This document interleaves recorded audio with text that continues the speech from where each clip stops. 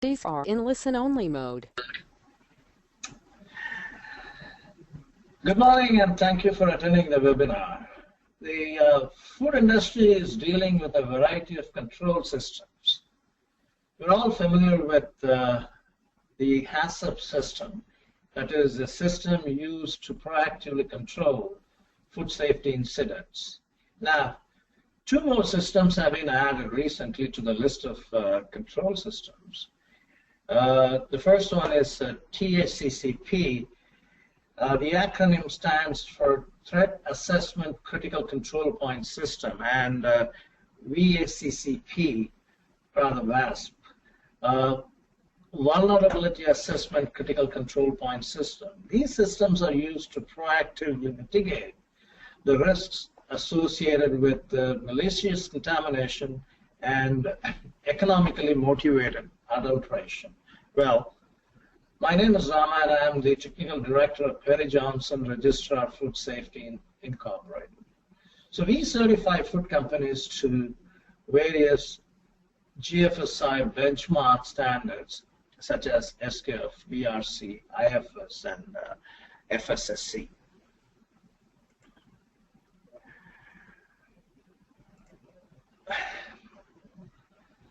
I have two objectives for this webinar.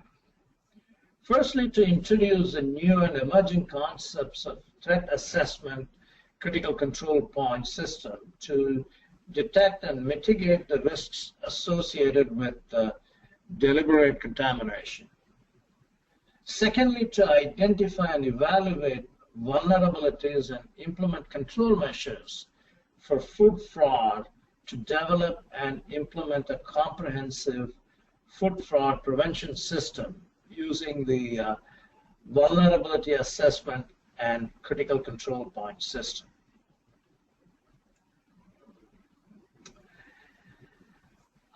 This food safety risk matrix, or rather food risk matrix, differentiates between unintentional and intentional risks to food.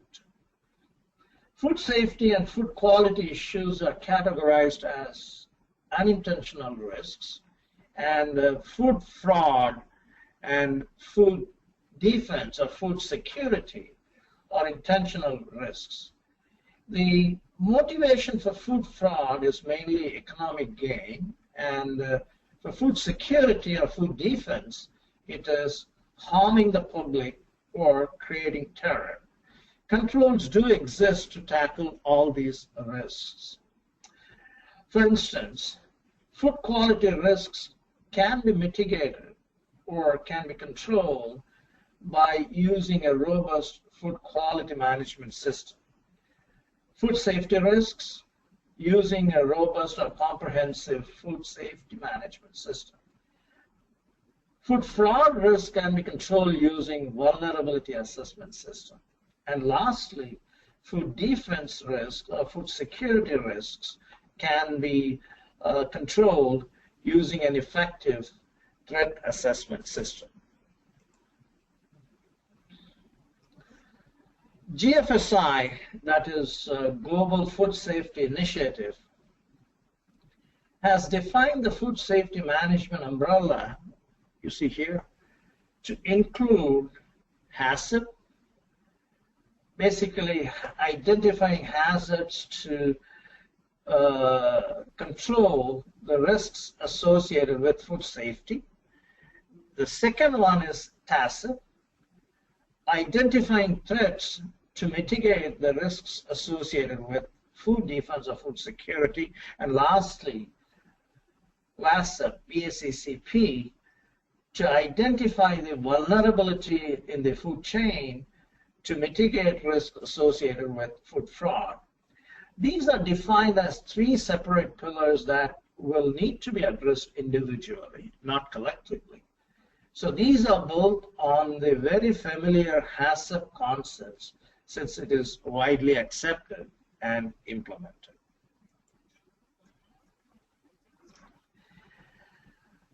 Now let us understand the acronyms in greater detail. The hazard analysis critical control point system also known as HACCP system, is the backbone of any food safety management system, basically to prevent accidental contamination to food products and materials in the food industry or in the food supply chain. Food safety has been the main focus of the food industry all these years. However, the HACCP system is not an effective tool to manage deliberate contamination or fraud of food products that may have serious impact on business reputation. Threat assessment and critical control point system is based on risk management principles and HACCP. It's based on both risk management principles and HACCP. This is an emerging methodology in the food industry to detect and mitigate the risks associated with deliberate contamination. I'll explain the process and steps involved in developing the TACCP system later. I will also describe how the current HACCP system can be effectively used to develop and implement the TACCP system or TACCP system and complement the current business risk management and incident management processes that exist in an organization. TACCP can be used at any point in the food supply chain. Food fraud is a growing problem in the international food trade. Though food fraud is mainly driven by economic considerations, it has food safety implications too.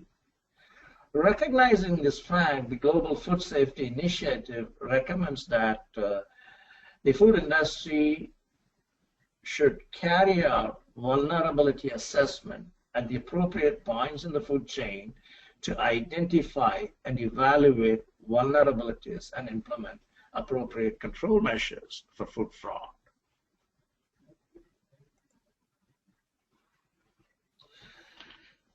We're all quite familiar with the concept of HACCP. It's a logical and scientific approach to controlling or eliminating food safety issues to prevent food safety related incidents in the food supply chain in a proactive manner. The system consists of identifying the three types of hazards, namely physical, chemical, and biological in materials, processes, and people, and taking appropriate measures either to control or mitigate the risks to an acceptable level or eliminate them totally to make food safe.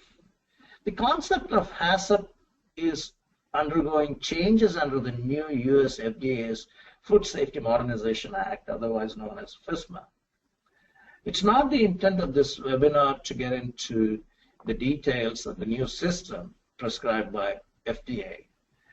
The new system is known as Hazard Analysis and Risk-Based Preventive Control System. The acronym is HARPC or HARPC. Participants are requested to refer to the copious information available on FDA website or other sources for further information. A thorough understanding of HACCP is required to understand and appreciate the TACCP and VACCP systems.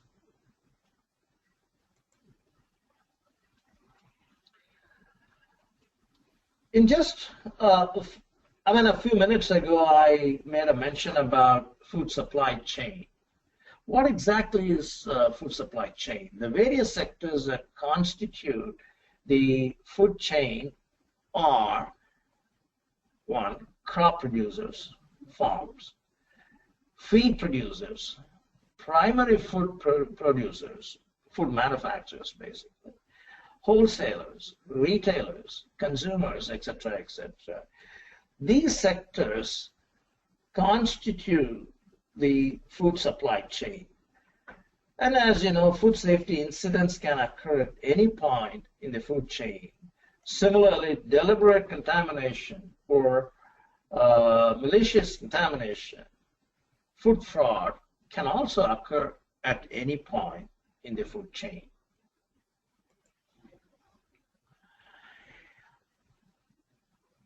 Let's see what TACCP means.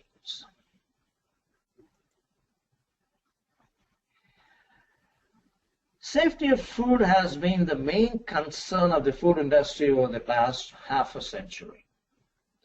The food safety management systems developed by the regulatory bodies, I think even regulatory bodies require companies to implement food safety systems, mandatory systems, or there are private standards such as ESCF, BRC, IFS, etc. Okay. They have these systems, and these control measures have contributed to reducing major food safety outbreaks in many countries. This is one good thing that has come out of all these systems. These systems typically use hazard analysis critical control point system, which are accepted globally. HACCP has proven to be effective against accidental contamination. We are going to see what is a deliberate contamination, what is an accidental contamination. HACCP is effective only against accidental contamination. HACCP principles have not been used to detect or mitigate deliberate attacks on a system or process. Such attacks may include deliberate contamination or fraud. In addition to food safety implications such as,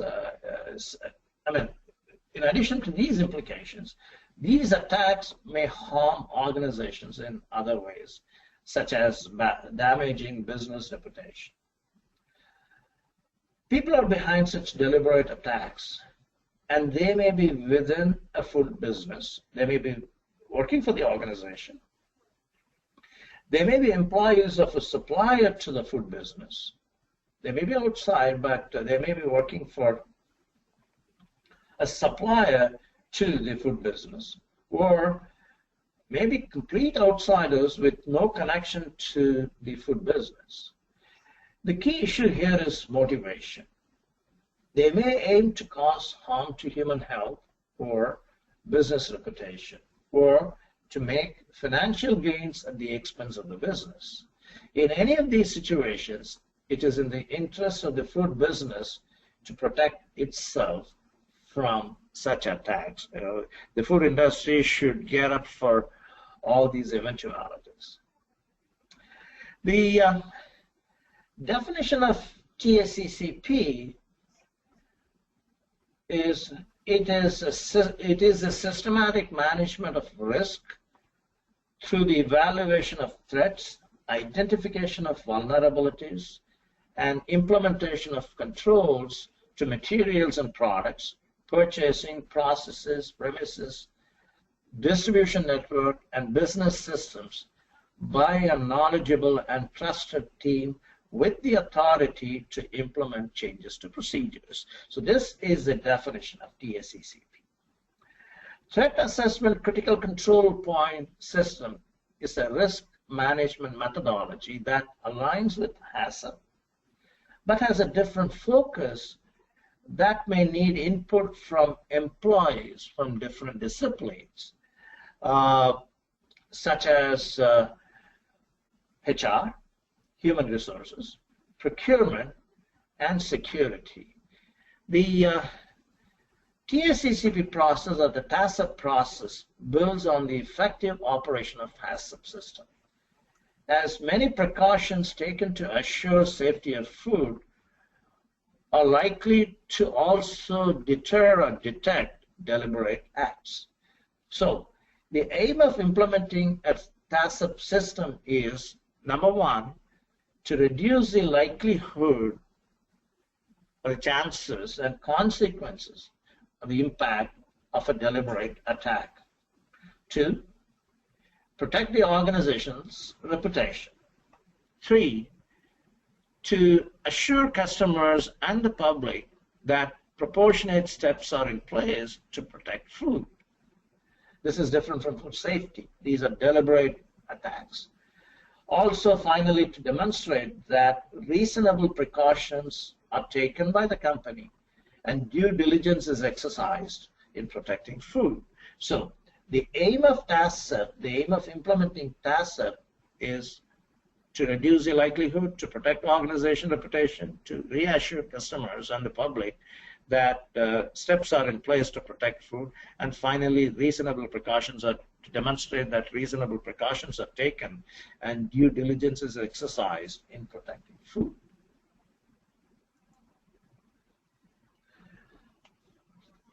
Let's see the type of threats.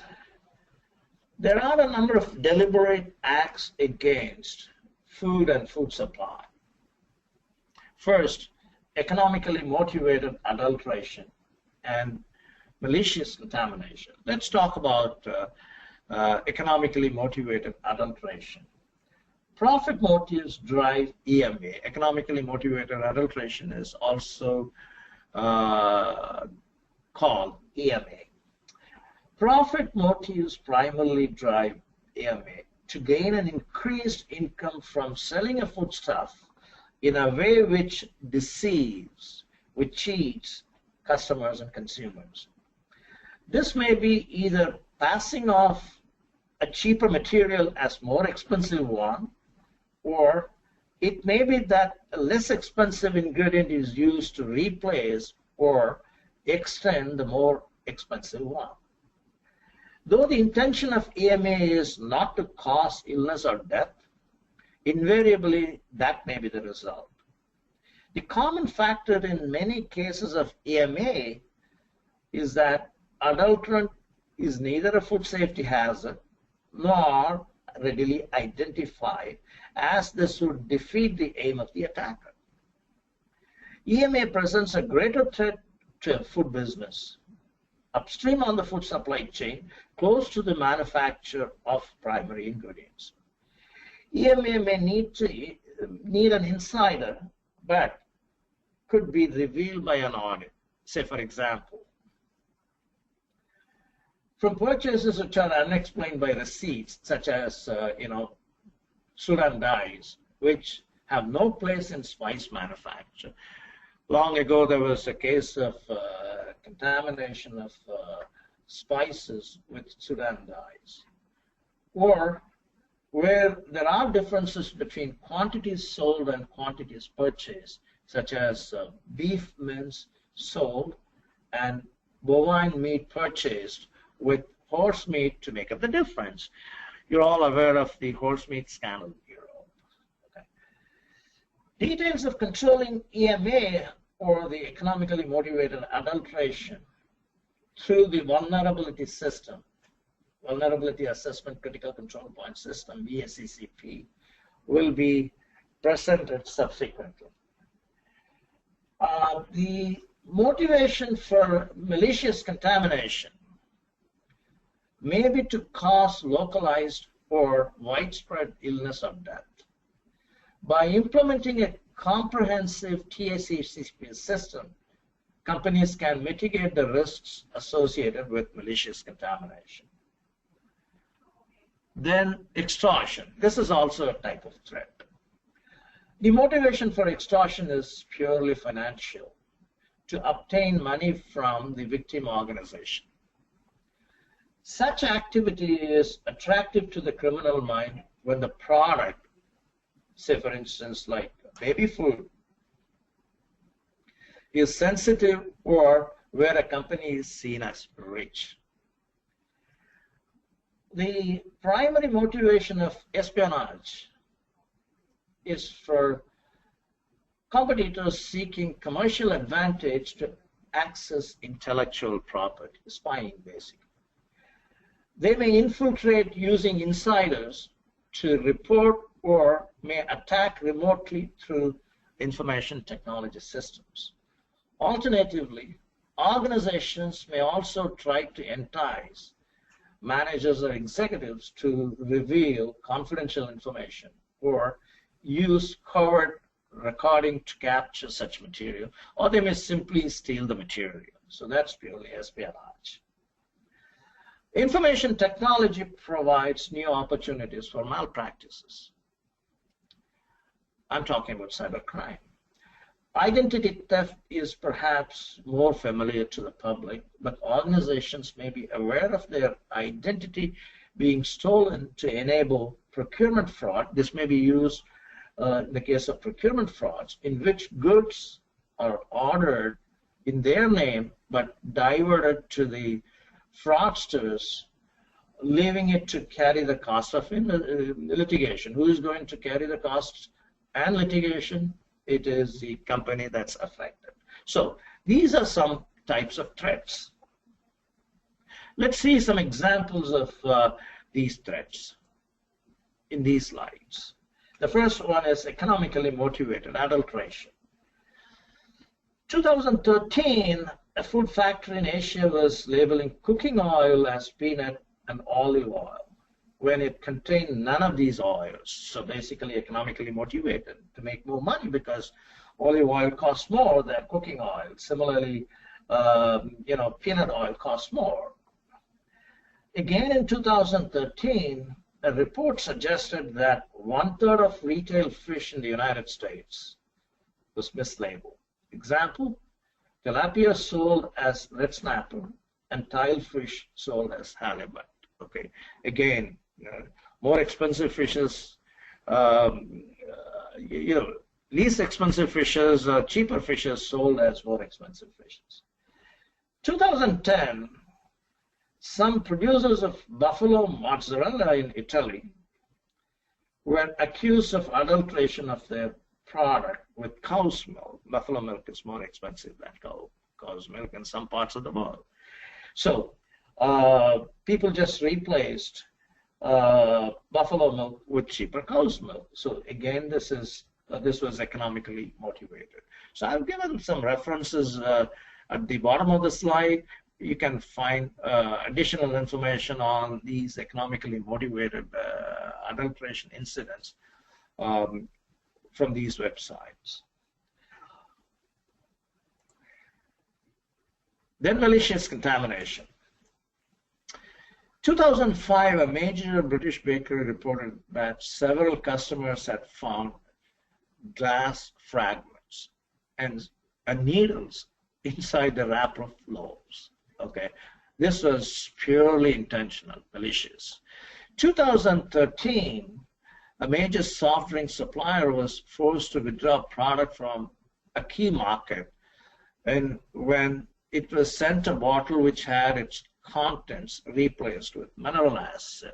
Mineral acid, example, hydrochloric acid, sulfuric acid, etc., whereas the product was supposed to be soft drink.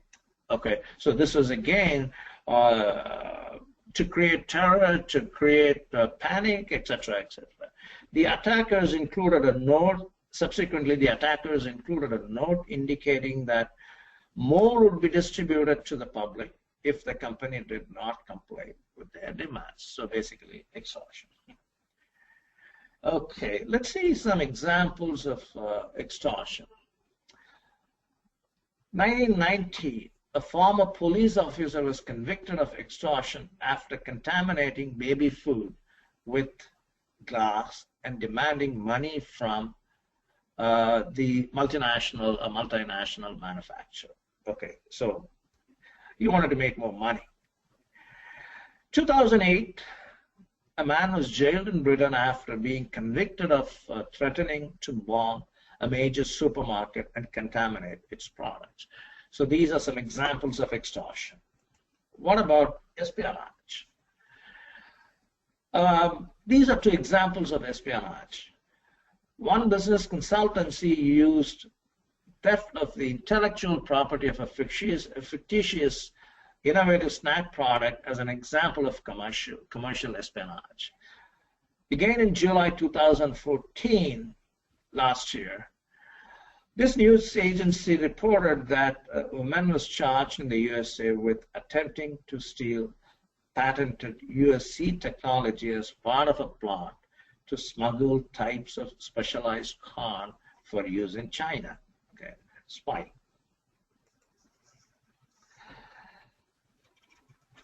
Okay, how do we go about developing and implementing the TACCP system? This slide shows how we can go through the various steps. The first thing obviously is Like in the case of HACCP, we need to form a TACCP team. A TACCP or TACCP team should be formed, which could include individuals with the following expertise. What are they? Security, human resources, food technology, process engineering, production, operations, purchasing, distribution, communication, commercial, marketing. In fact, each and every department of an organization should be represented. It's more comprehensive than a HACCP team. The team may include representatives from key suppliers and customers, in fact, from outside the company. For a small organization, one person may have to cover all these rules. And where the company is very small, one person may have to wear many hats. While the HACCP team might provide a suitable starting point, as I just told you, it's something similar to HACCP, but it's more comprehensive. I think a better comparison would be a business continuity team, which has representation from other departments as well. The TACCP team is typically an established and permanent group able to continually review its decisions. Again, the roles and responsibilities are similar to HACCP and business continuity plan. The TACCP process may cover sensitive materials and could be of assistance to prospective attacker, people who want to spoil the image of the company. In order to be a member, the team members should not only be knowledgeable of actual processes, but they also need to be trustworthy and discreet and aware of the implications of the process. So it's not only, the team members should have adequate knowledge of the processes and other systems, they should be trustworthy, and they should be discreet also, because leaking out information will alert the potential attacker. Okay. So these are the 15 steps involved in the implementation of either the TACCP or VACCP system. First, evaluate new information, because things are changing every day. So you should scan the internet and things like that for any new information. Second, identify individuals or groups which may be a threat to the organization and assess their motivation, capability, and determination. Once you have got access to new information, then you're supposed to identify the individuals or groups that may be a threat to the organization as far as TACCP is concerned, and also assess their motivation, their capability. Can they really harm the organization and things like that?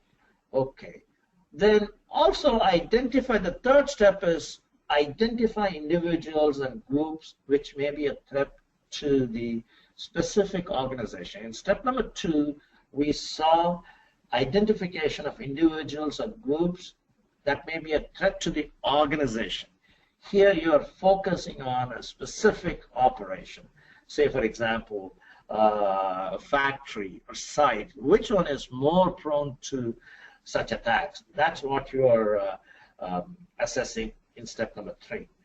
And then select a product which is representative of a particular process. So first the organization, then the specific operation, such as premises, factory, site, etc. Then you select a product which is representative of a particular process.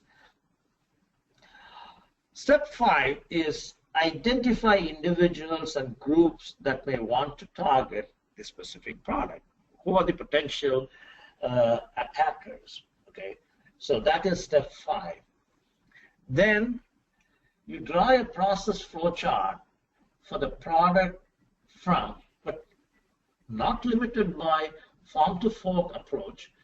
this should also include other processes, such as example, domestic preparation.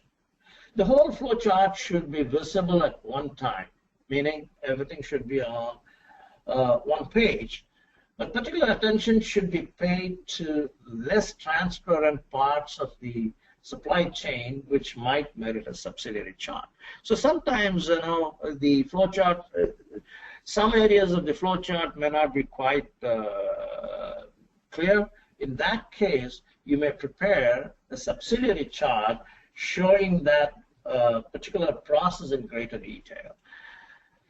Step 7 is identify key staff and vulnerability chain. What this means is, from an examination of each step of the process, identify the vulnerable points where an attacker might hope for success and the people who would have access. So that is step number 7.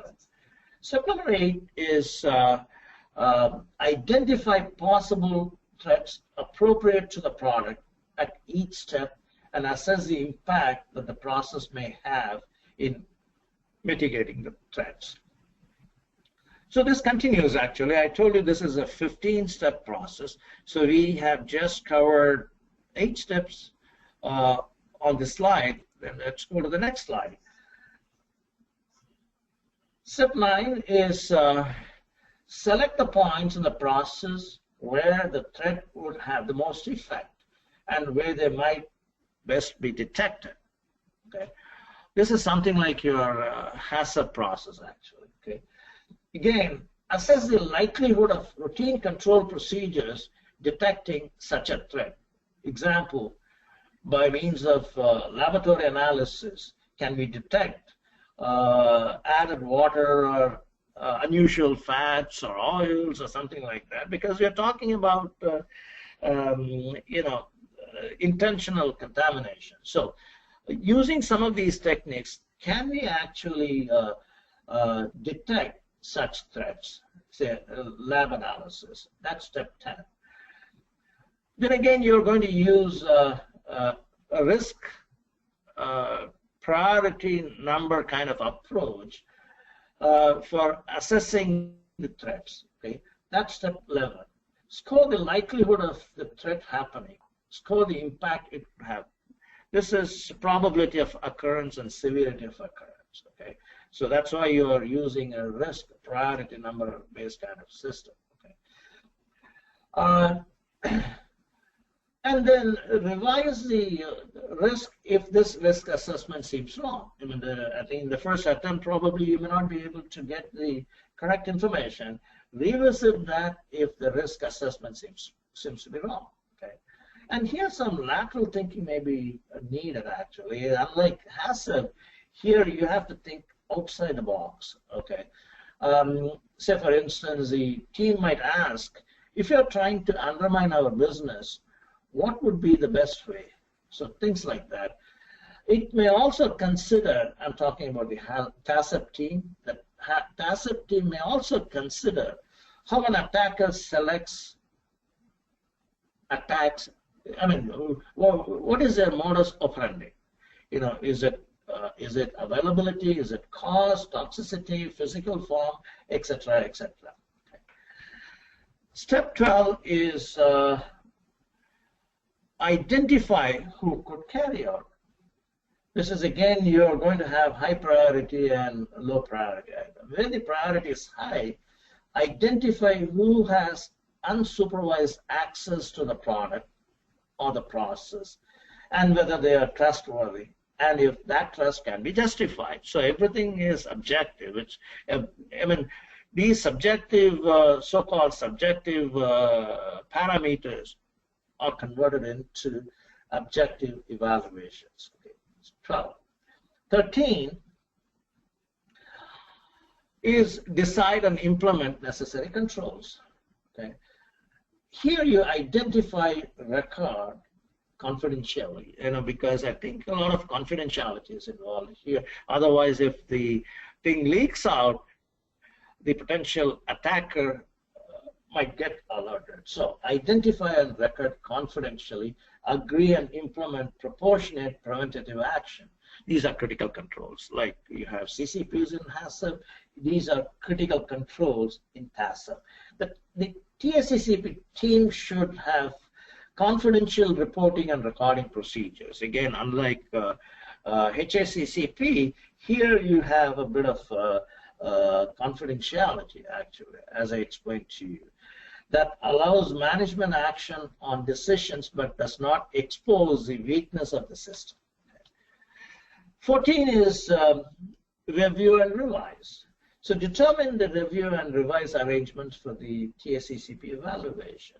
That is, review of the TACCP or TACCP evaluation should take place annually, like the HACCP system. But it can also take place when new threats emerge, actually. So the first step, as I told you, I think, reviewing the literature for new information, that's the whole purpose of it. The last step is monitor horizon scans and emerging risk. Maintain a routine watch of official and industry publications, which actually give an early warning of changes that may become new threats. So it's very important that you scan the literature for any new threats and accordingly change your priority and change your methodologies, etc. So these are the 15 steps involved in developing and implementing a TACCP system, actually. Okay.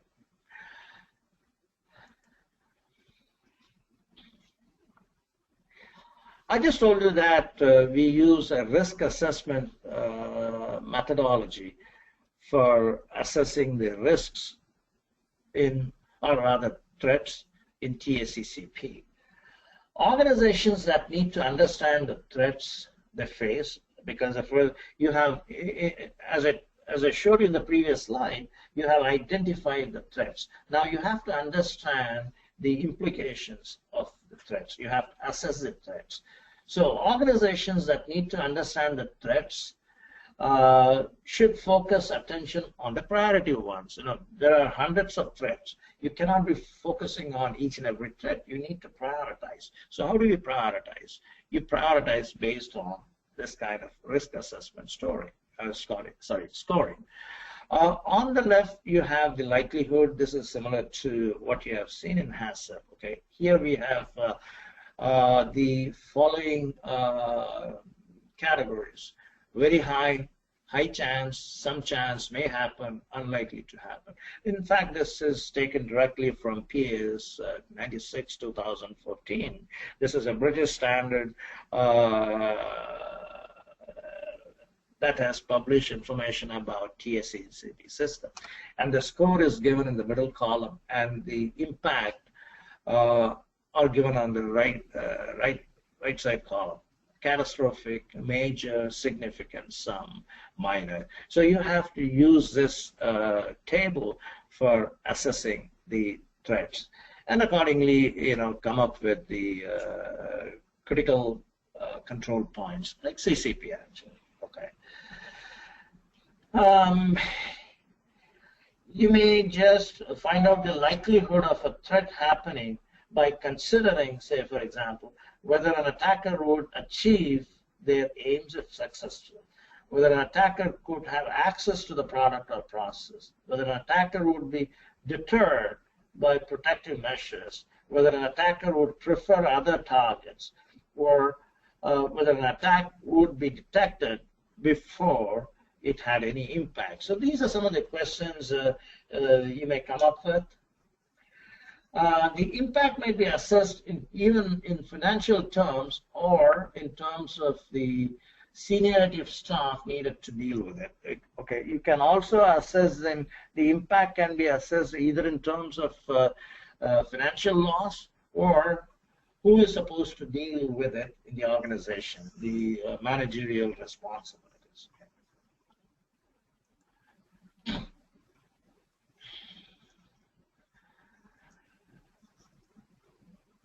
If a prospective attacker has no access to the target, then the attack cannot take place. This is quite obvious.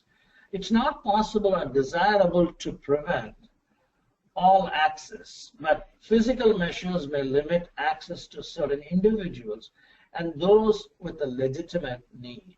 Some approaches to risk reduction that the TACCP team may feel are proportionate and relevant to their business are listed in these following slides. The critical controls, as these questions are come up with these checkpoints. Okay, the first one is access control.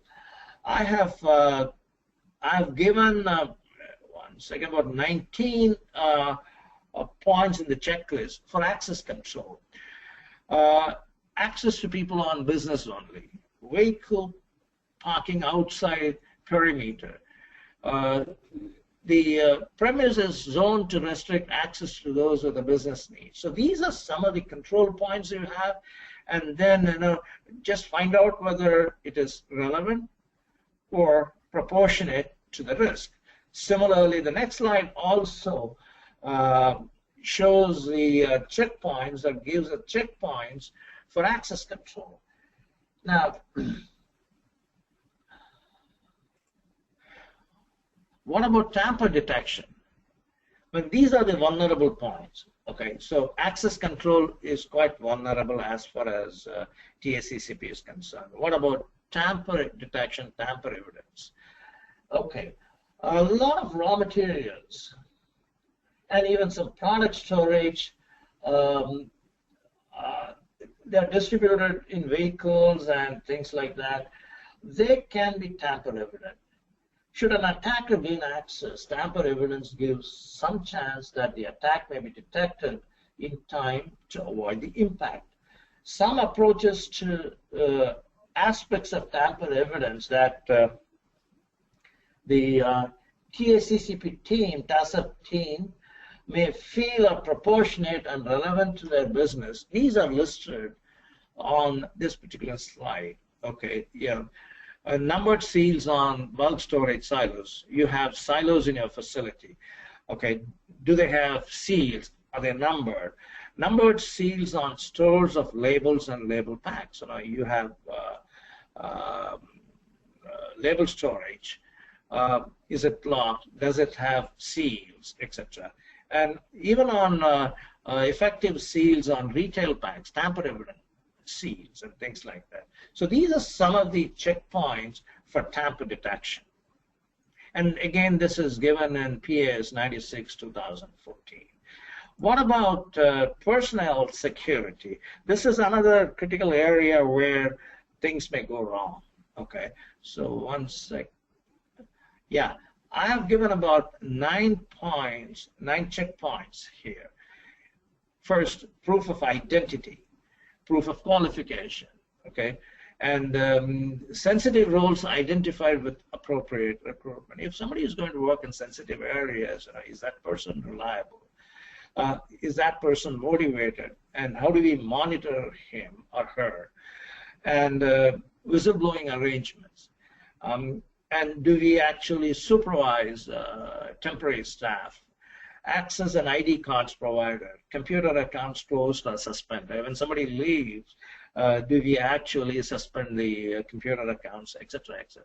So these are some control points by which you'll be able to control personnel security. Let's talk about, this is how we implement a TACCP system. Now let's see something about VACCP or Vulnerability Assessment Critical Control Point. GFSI, Global Food Safety Initiative, defines food fraud and vulnerability as follows. Okay? It's in line with ISO 31000 for risk management. It is something that has, I'm talking about food fraud. It is something that has occurred frequently before, will occur again, and there is enough data to conduct a statistical assessment. So that is the definition of food fraud. The vulnerability is more of a state of being that could lead to an incident. Okay.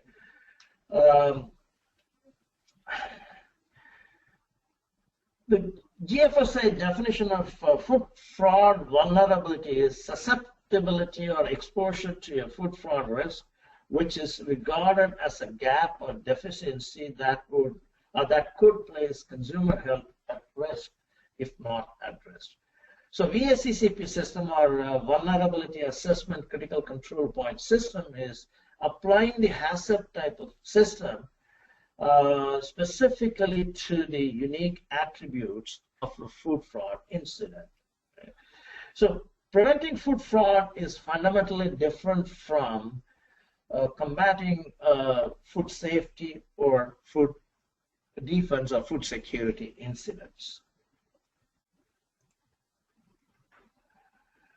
This slide I have taken directly from GFSI. This outlines the various forms of food fraud. First, unapproved enhancement.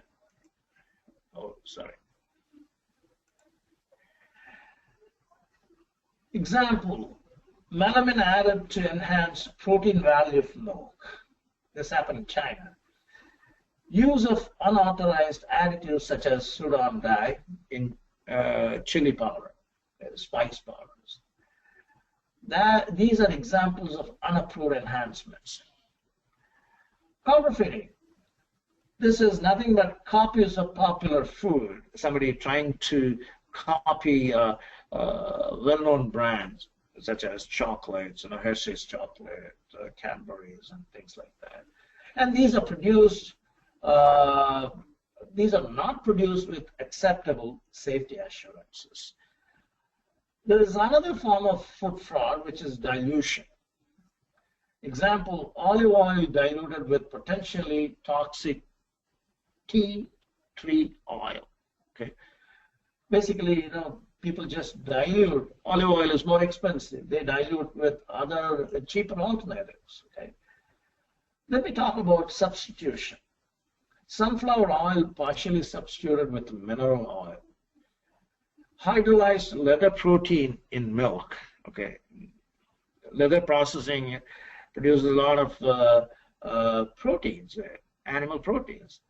People hydrolyze these leather proteins and add to milk sometimes. So these are examples of substitution.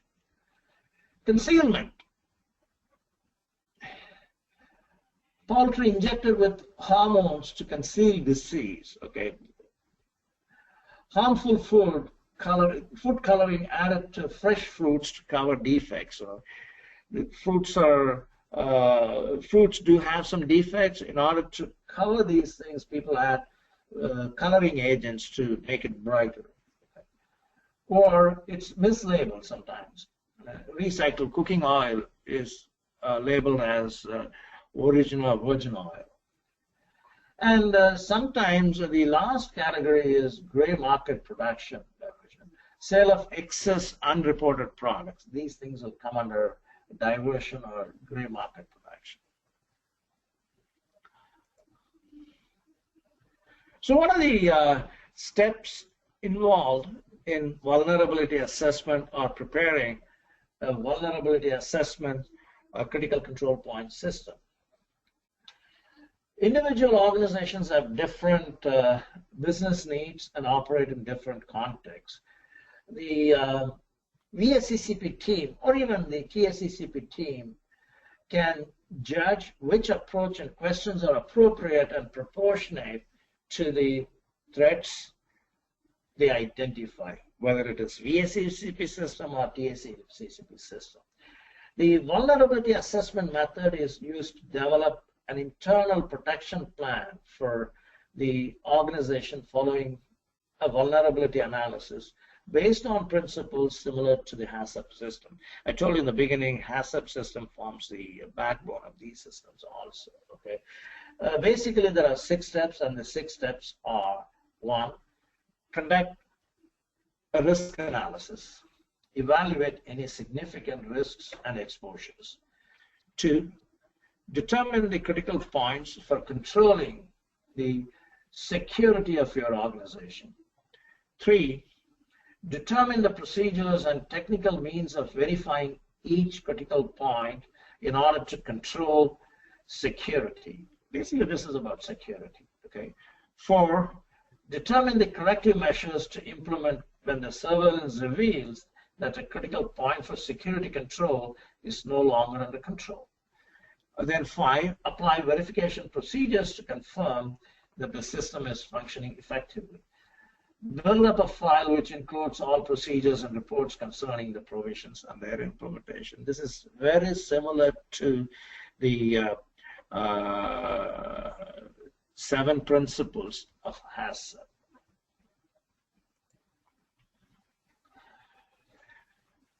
So a typical feature of economically motivated adulteration, because this is about VACCP. VACCP tries to control economically motivated adulteration incidents, is a substitution of a low-cost item in place of relatively high-cost component or ingredient.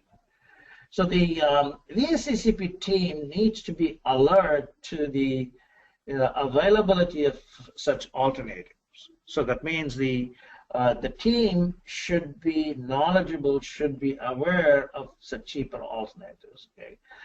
An example where this might happen is when added values claim. Say, for example, I think people claim organic, non-GMO, locally grown. So the VACCP team or VACCP team should be aware of such cheaper alternatives. And how do we do that? We ask a number of questions. The next 2 slides give you the type of questions that the TACCP or VACCP team could ask. Okay, are low-cost substitute materials available? Have there been significant material cost increase? Why do people cheat? Why do people substitute? This is because the cost might have gone up. So as pressure increased on suppliers' trading margin, is the margin getting affected, and things like that. In the next slide, I have just continued with these questions. So when you ask these questions, then possibly you will be able to arrive at the threats, and then you will be able to implement effective control measures. So that's it. Thank you very much. And do you have any questions? I know this is quite brief because the it's really detailed. In 1 hour, it's very difficult to cover all those points. But this is just a bird's eye view or overview of what VACCP is about or TACCP is about. Thank you very much. Do you have any specific questions, please?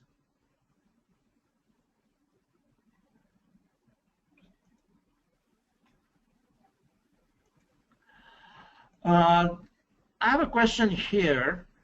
Will printout of this slideshow be available? Yes, we'll make it available on our website, but you have to request, and then we will send you the information.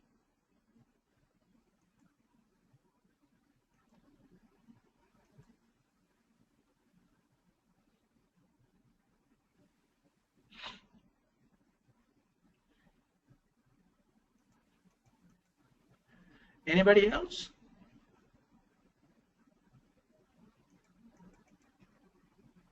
If there are no more questions, thank you for your time. Thank you.